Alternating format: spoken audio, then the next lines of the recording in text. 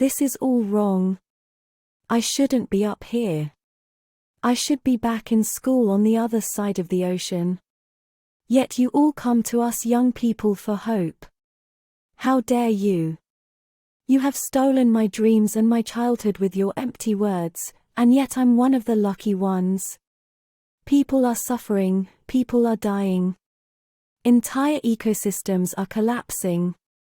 We are in the beginning of a mass extinction, and all you can talk about is money and fairy tales of eternal economic growth. How dare you? For more than 30 years, the science has been crystal clear.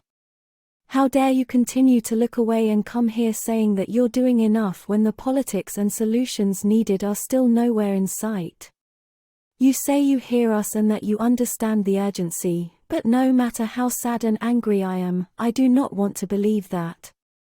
Because if you really understood the situation and still kept on failing to act, then you would be evil, and that I refuse to believe. The popular idea of cutting our emissions in half in 10 years only gives us a 50% chance of staying below 1.5 degrees and the risk of setting up irreversible chain reactions beyond human control. 50% may be acceptable to you, but those numbers do not include tipping points, most feedback loops, additional warming hidden by toxic air pollution, or the aspects of equity and climate justice. They also rely on my generation sucking hundreds of billions of tons of your CO2 out of the air with technologies that barely exist. So a 50% risk is simply not acceptable to us. We who have to live with the consequences.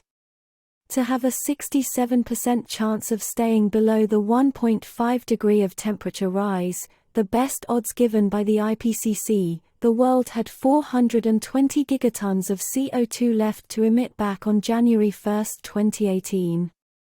Today that figure is already down to less than 350 gigatons.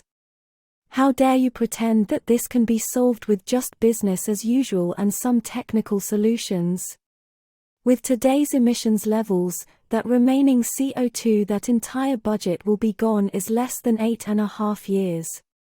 There will not be any solutions or plans presented in line with these figures here today because these numbers are too uncomfortable and you are still not mature enough to tell it like it is. You are failing us, but young people are starting to understand your betrayal. The eyes of all future generations are upon you. And if you choose to fail us, I say we will never forgive you. We will not let you get away with this. Right here, right now, is where we draw the line. The world is waking up, and change is coming whether you like it or not.